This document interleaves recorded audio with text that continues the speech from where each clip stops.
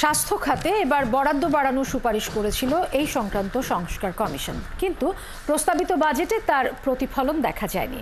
স্বাস্থ্য ও পরিবার কল্যাণ মন্ত্রণালয়ের জন্য এবার বরাদ্দ রাখা হয়েছে ৪১,৯০৮ কোটি টাকা, যা বিদায়ী অর্থ বছরের তুলনায় মাত্র ৫০১ কোটি টাকা বেশি। জনস্বাস্থ্য বিশেষজ্ঞরা বলছেন, প্রস্তাবিত এই বাজেট স্বাস্থ্য খাতের সমস্যা সমাধানে কোনো ভূমিকা রাখতে পারবে না। আরও জানাচ্ছেন মেহেদী হাসান। আমি স্বস্তি এবং আনন্দের সাথে জানাতে চাই, মাত্র 10 মাসেরও কম সময়ে এবার ৭,৯০,০০০ কোটি টাকার বাজেট পেশ করেছেন অর্থ উপদেষ্টা ডক্টর সালেউদ্দিন আহমেদ। এর মধ্যে স্বাস্থ্য ও পরিবার কল্যাণ মন্ত্রণালয়ের জন্য বরাদ্দ দেয়া হয়েছে ৪১,৯০৮ কোটি টাকা। এই বরাদ্দ মোট বাজেটের প্রায় ৫.৩০%। কেএসআরএম শেকড় থেকে শিখরে।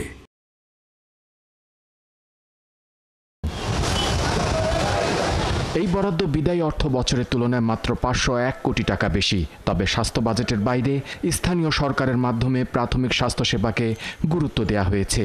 যাতায়াত ও পরিবহন ব্যবস্থার উন্নয়ন, জন্ম ও মৃত্যু নিবন্ধন, প্রাথমিক স্বাস্থ্যসেবা প্রদান, পরিবেশ উন্নয়ন, সুপেয় পানির ব্যবস্থা, এসব খাতে সেবা বাড়ানোর কথা বলেছেন অর্থ উপদেষ্টা।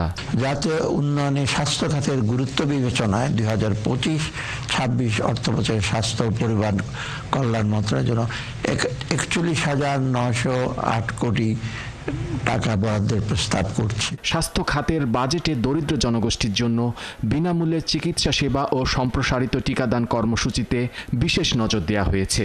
এই দুই খাতে বরাদ্দ দেওয়া হয়েছে যথাক্রমে ৪,১৬৬ কোটি টাকা এবং ১,০০০ কোটি টাকা। WHO যে গাইডলাইন, সে অনুযায়ী বাংলাদেশের বাজেট জিডিপির 1%ও না, এখন 0.7%, যেটা মিনিমাম 1% হতে হবে। তবে জনস্বাস্থ্য বিশেষজ্ঞরা বলছেন, বিশ্ব স্বাস্থ্য সংস্থার বহু বছর ধরে জাতীয় বাজেটের 15% স্বাস্থ্য খাতে বরাদ্দ দেওয়ার কথা বলে আসছে। একই সুপারিশ করে স্বাস্থ্য খাত সংস্কার কমিশনও। তবে সুপারিশগুলো উপেক্ষিত থাকলো। যেহেতু কর আহরণ ঠিকমতো হয়নি, যেহেতু ডোমেস্টিক রিসোর্স ঠিকমতো আসেনি, ব্যাংক থেকে ঋণও বেশি পাওয়া যায়নি, সরকার যা বিদেশি ঋণ পেয়েছে সেই ঋণের সুদ বাবদ তা শোধ করতে সব ব্যয় হয়ে গেছে। সুতরাং সম্পদের প্রবল ঘাটতির চাপে স্বাস্থ্য খাত এবং শিক্ষা খাত প্রয়োজনীয় বরাদ্দ সংগ্রহ করতে পারেনি। আমরা অতীতে দেখেছি কি, যে বরাদ্দ রয়েছে স্বাস্থ্য মন্ত্রণালয় সেই বরাদ্দের অর্থ বড় অংশই কিন্তু খরচ করতে পারেনি।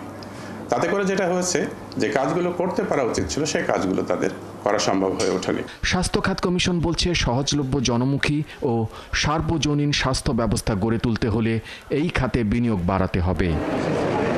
মেহেদী হাসান, ৭১, ঢাকা।